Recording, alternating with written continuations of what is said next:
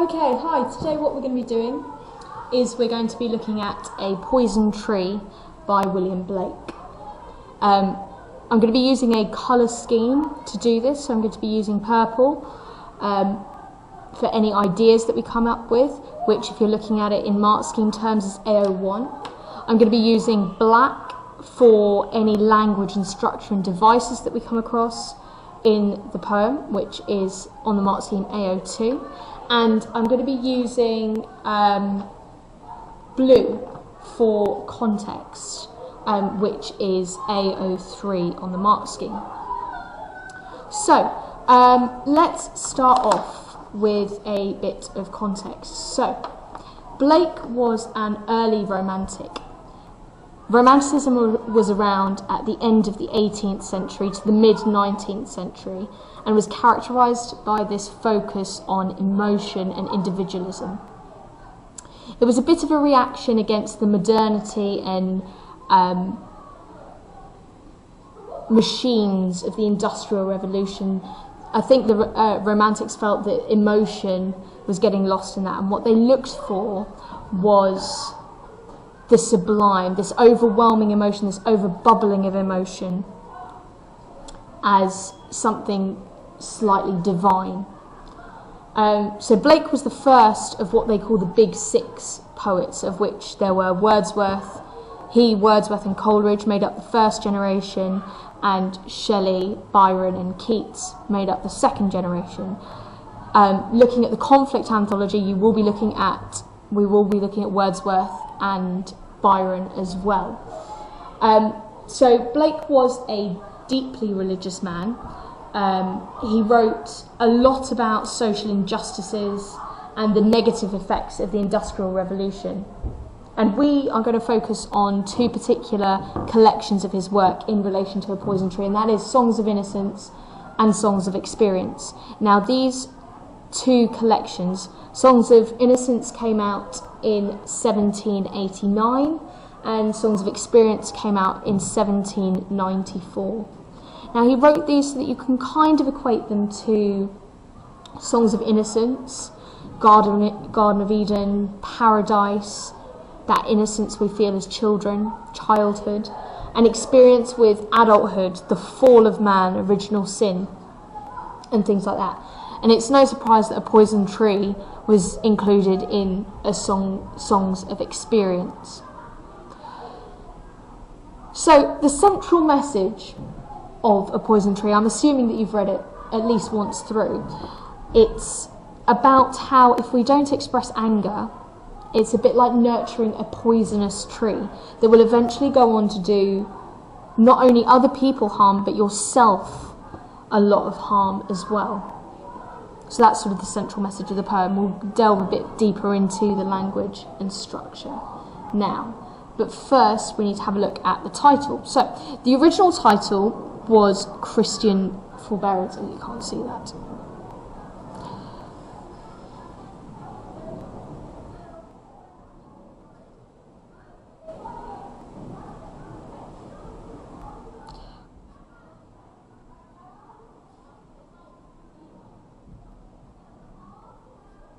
Now, forbearance, sorry, that's not very, there you go. Christian forbearance. Forbearance basically means self-denial and self-control. This idea that in Christianity that we have to control our emotions and suppress them. Which could shed light on how Blake feels about that looking at this poem. Now, if we have a think about it, A Poison Tree, why has he chosen a poison tree? Now, this comes with a lot of connotations. It makes us think of perhaps the tree of knowledge in Genesis, and therefore makes us think of the fall of man and original sin.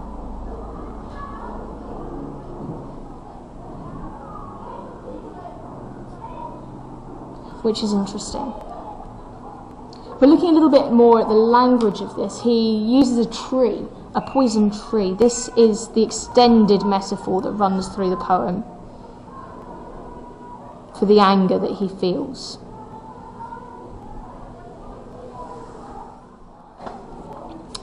And he's chosen to call it a poison tree rather than the poison tree. So a, using the indefinite article, tells us that this isn't one particular instance, this is one of many.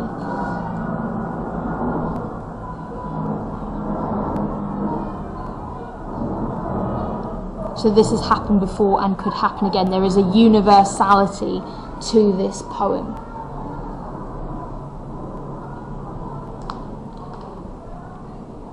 Right, so moving on to stanza 1. So the first stanza goes, I was angry with my friend, I told my wrath did end. I was angry with my foe, I told it not, my wrath did grow. So first thing to note about this is that there's a very solid rhythm here.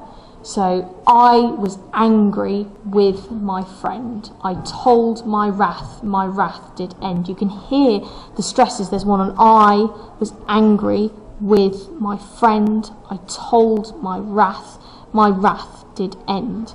So first it's really interesting to look at the words that have been emphasised. You've got I, he's very much in control, angry, wrath, end, friend, and thinking about why Blake has decided to emphasise those words, especially angry and wrath. There's this overwhelming emotion even in these first two lines. If you want technical terms for these two rhythms, we've got the first line is trochaic trimeter. That means that the emphasis comes on the first syllable of the foot, not on the second. And the second line is iambic tetrameter, which means that the stress comes on the second syllable in the foot. Now this rhythm is quite nursery rhymish. It's like a child's song, which would perhaps indicate that Blake wants us to think about the moral of the story. This is told in a sort of almost parable-like way. And it begs us to think about what he wanted to teach us. What's the point of this poem?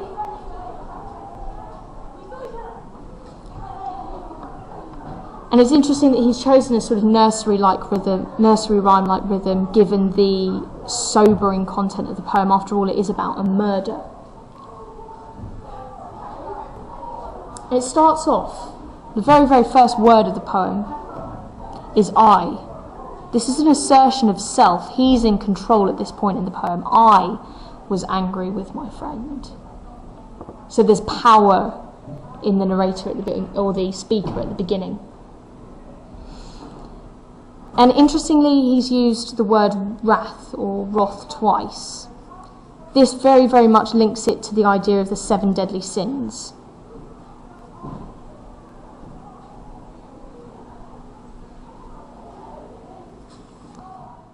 Which is interesting. We've got again that Christian element running through. And the second line is very perfectly balanced, isn't it? I told my wrath did end, with a nice little caesura in the middle. It's logical, this antithesis between I told my wrath did end. It seems very logical and very balanced. Once it's been said, it's over and done with, and they don't have to think about it ever again. But the second time, I was angry with my foe, I told it not, my wrath did grow.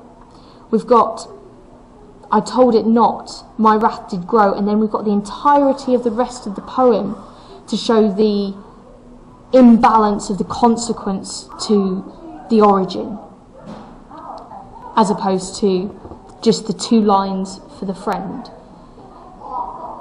So that's interesting to think about in terms of the way the poem is set up and structured. Now, in these second 2 lines, I was angry with my foe, I told it not, my wrath did grow. Just want to draw your attention to grow and the horticultural garden growing imagery in this poem. can't spell, horticultural imagery in this poem. So you've got grow, you've got watered, you've got sunned, grew again, apple, gardens, all the way through.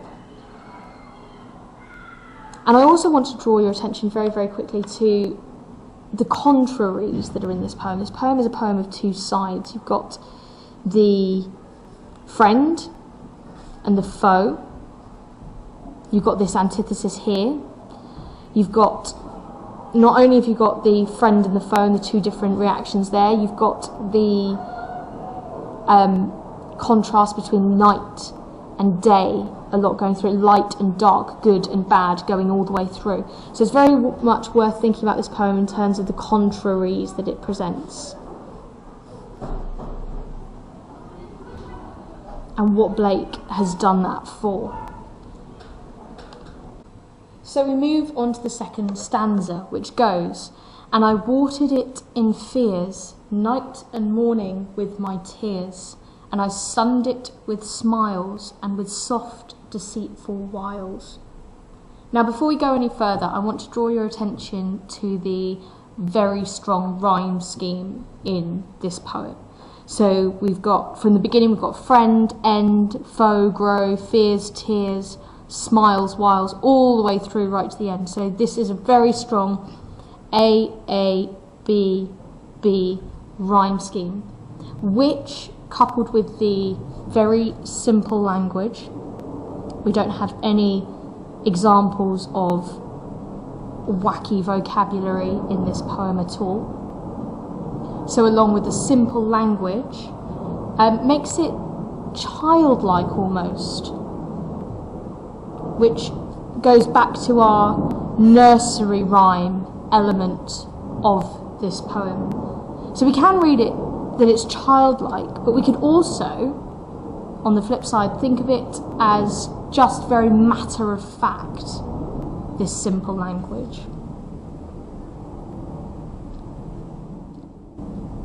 Which in some ways makes it quite sinister.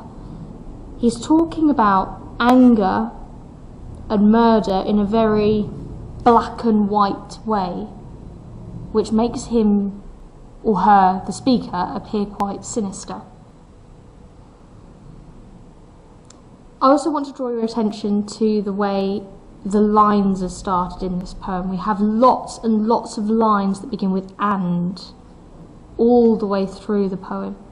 This is called anaphora. And it's done, I think, to again go after this childlike way of telling a story. And this happened, and that happened, and then, etc. So that adds the childlike nature of the poem. So, looking at the second line, night and morning with my tears. Interesting way round he's put it. We usually think of morning and night, and he's decided to put night first and morning later. As I've mentioned, light and dark imagery in this poem is really important, but putting it this way round suggests something perhaps unnatural, and perhaps says something about him bottling up his anger being unnatural.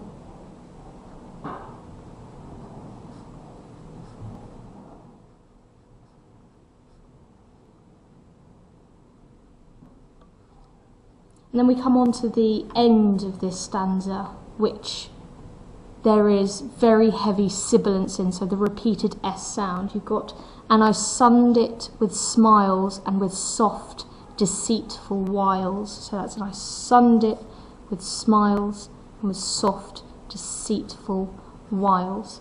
And this sibilance creates a tone of almost malice. It's very soft, very gentle, but very threatening. And that's coupled with the fact that actually in this section of the poem, the speaker is creating and making this anger more intentionally. He's growing this anger on purpose, which is quite malicious, is quite sinister.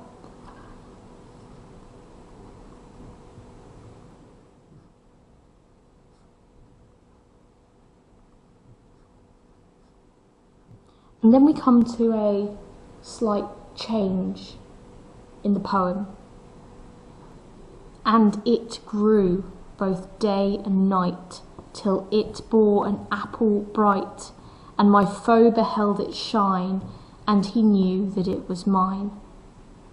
So we've gone from the speaker being definitely in control. I was angry, I told, I watered, I sunned, all the way through to suddenly it grew. This change between I and it shows almost that our narrator or our speaker has lost control, he's lost his power, as the anger has taken over.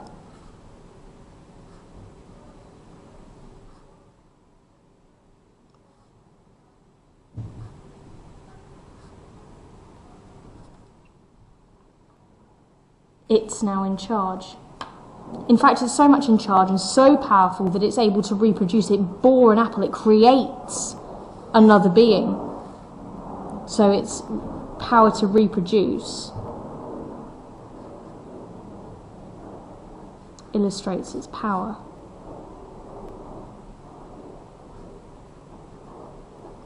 And it's interesting that it decides, or the fruit that it bears is an apple.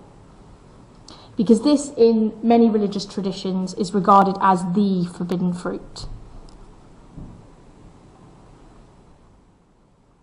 So could it be that actually the forbidden fruit in this poem is anger itself? Is anger, this bottling up, this self-denial of expression, you can't express yourself, is that the forbidden fruit which will eventually make our speaker fall, taking him into sin, from innocence into sin? So his Christian self-denial is Christian self-denial.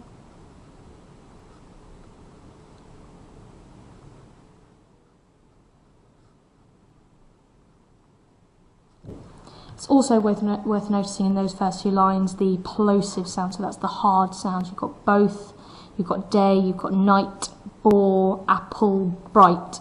This is a violent emotion that this speaker is feeling at this point. The anger is, again, taking over.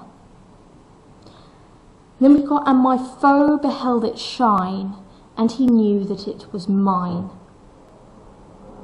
The use of the word shine's interesting, because it suggests that actually there's something quite attractive about this apple, about this core of anger. There's something attractive in this toxic emotion that the speaker is feeling. And we've also got the foe sees it, and he knew that it was mine. So the foe is conscious of our speaker's anger. He knows about it. And know that it was mine suggests that there's an element of, implies there's an element of jealousy, envy in the foe. He's envious of our speaker's anger. So we've got the fact that he's conscious of and envious of anger, which is an interesting thing for Blake to pose to us. In fact, he's so envious of it and wants it so much that into my garden stole, the foe comes into his garden to take this apple, this anger. So we've got the use of garden, which reminds us again of Genesis and Christianity. And it makes us think of the Garden of Eden and begs us the question of, if something is stealing into this Eden-like garden, does that remind us of perhaps the devil himself? Is the foe representative of the devil coming into the garden? Or is our narrator a symbol of the devil? He's the one who uses the apple as a temptation for his foe. So we've got that kind of, who is the satanic figure here? So I'm going to put satanic with a question mark. And also we've got the use of the word stole, which is a nice strong verb, which makes us think of deception, obviously the act of theft, which is one of the against one of the Ten Commandments. Again, linking back to our Christian themes throughout this. Then we come to a really interesting line, when the night had veiled the pole. This is personification of the night. So the night is disguising the North Star. It's taking away the light. And this personification would suggest that actually the narrator or the speaker isn't in control at all. So we start off with him growing this anger, and then suddenly the anger takes over and it creates the apple, and then the foe sees it, and then nature, the night itself, creates the opportunity for the foe to come and take the apple. So it's almost as if by personifying the night, it's as if nature is conspiring with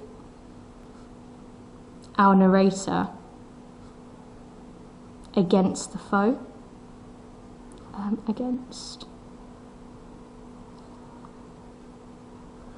So it begs the question of who's in control. Is this beyond the narrator's control at this point?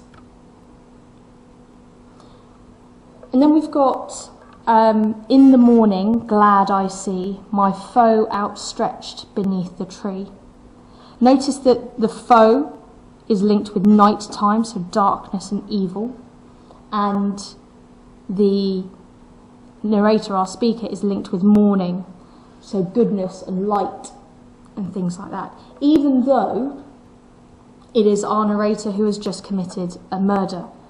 He perhaps doesn't realise that he is in the wrong here, which links to a interesting theorist in Blake's time, who Blake was very aware of, a guy called Emanuel Swedenborg. So he basically said that when Christians practice self-denial and piety of that sort, it's actually a mask for malice and hatred underneath.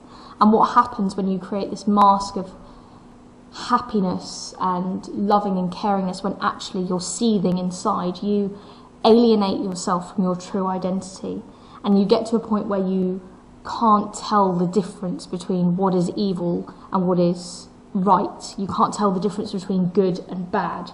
In fact, what's evil begins to appear good, which is kind of what happens in this poem. The speaker can't see that what he has done is evil.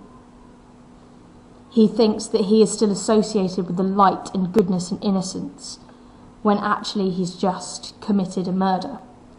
And this is emphasised again by the verb outstretched. His foe is outstretched beneath the tree. Now for me, the first thing that comes to mind is the crucifixion. So the foe appears a bit Christ-like at this point, which is very odd. We've talked about the satanic elements of this poem, and now we've got a Christ-like enemy. So where does this place our narrator? Who's good, who's bad? And it kind of asks us what sort of conflict is going on in this poem. Is the conflict between two people, the foe and the narrator?